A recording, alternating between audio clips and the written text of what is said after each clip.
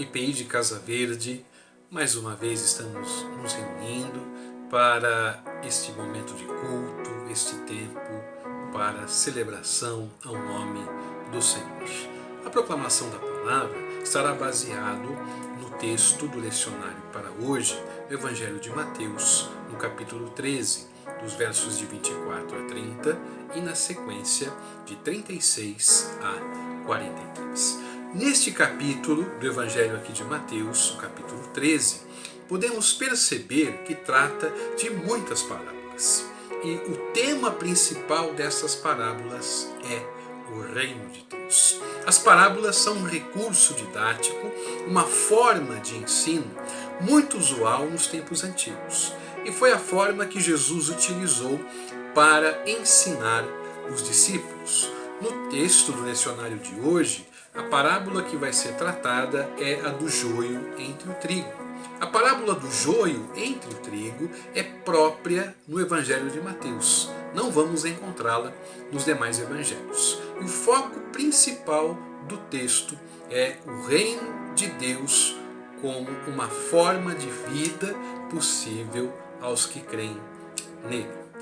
E o que é destacado para nós é que este reino, o reino dos céus, pode ser uma realidade também no nosso meio, mesmo com as limitações humanas que nos cercam. Assim, queria fazer uma pergunta a vocês. Como podemos identificar a realidade do reino de Deus na nossa vida e no nosso meio? É possível? E o que impede para que isso aconteça?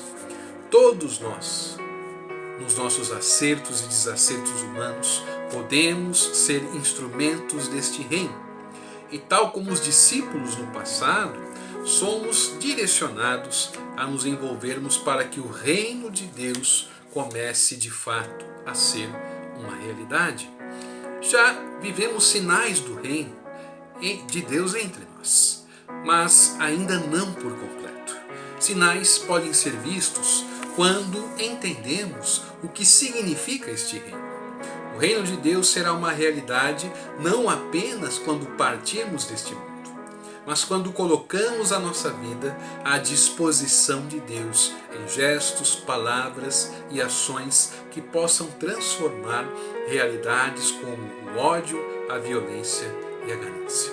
E se olharmos para essa parábola, a parábola do joio e do trigo, e também a semente do grão de mostarda, elas estão ligadas, relacionadas com o ato de plantar sementes.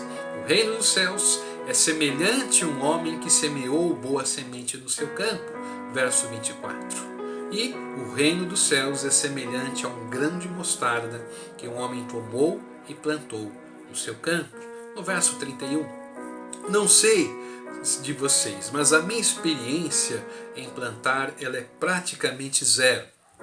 A não ser aquela experiência quando estudava no jardim da infância para plantar um feijãozinho num copinho de plástico com um pedaço de algodão e regá-lo quase que diariamente.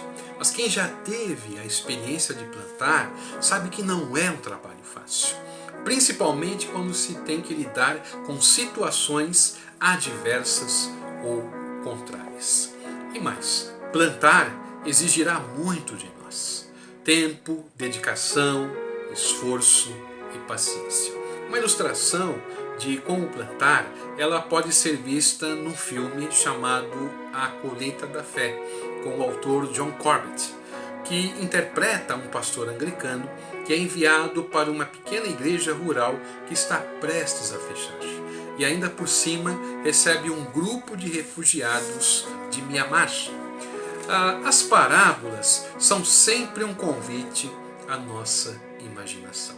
Por isso que, se você tiver a oportunidade de ver ou se já viu este filme, vai entender então como é exigente a questão do ato de plantar.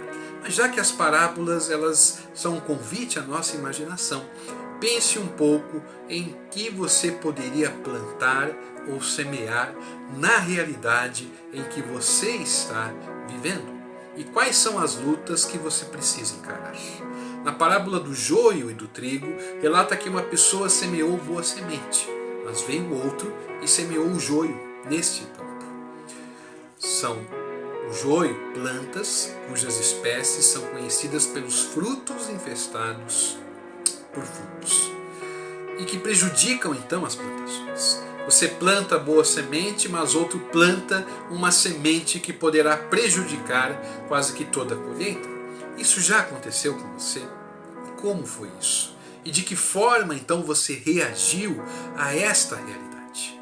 Às vezes a vontade que temos é de querer arrancar o joio e eliminar tudo que é contrário, tudo que é diferente, dentro e fora da igreja, uma coisa que é quase que inevitável.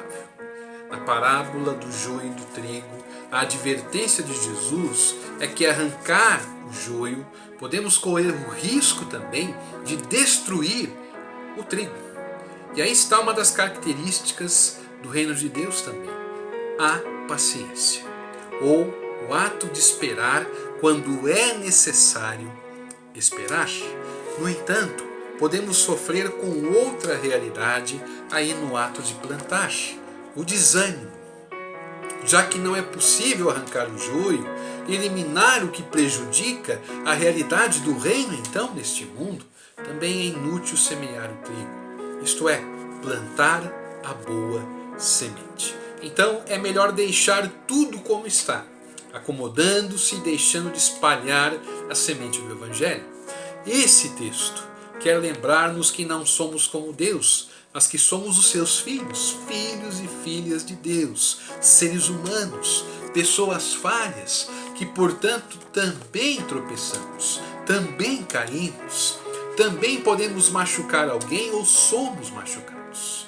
E como cidadãos do reino de Deus, igreja de Jesus Cristo, devemos realizar a plantação de boas sementes, com a possibilidade de uma colheita do próprio Deus, onde haverá então alegria, felicidade e partilha. Cabe esperar a Ele que faça a separação do fruto bom e do fruto mau. Enquanto a colheita não vem, a nossa preocupação deve ser espalhar a boa semente, não o que se expressa na crueldade, no egoísmo, no julgamento fácil, no individualismo, na falta de amor e misericórdia, na discórdia, na divisão, na hipocrisia e na desavença. Temos a tarefa de denunciar o joio e reforçar o trigo, confiando que no momento então oportuno serão todos separados. Mas ontem como hoje, o reino de Deus vai trabalhando devagar e com muita paciência, sem alarde, como o grão de mostarda e o fermento. A pregação de Jesus ela não quer apenas nos ensinar, mas também libertar. O anúncio, testemunho e vivência da palavra de Deus acontece em meio ao conflito. Que sementes você está plantando? As boas sementes do Evangelho ou as sementes que infelizmente só trazem então o contrário daquilo que deve ser a vontade de Deus para a nossa vida?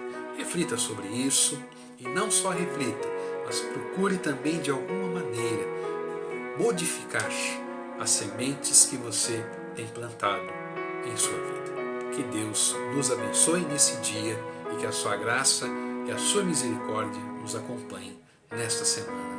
Amém.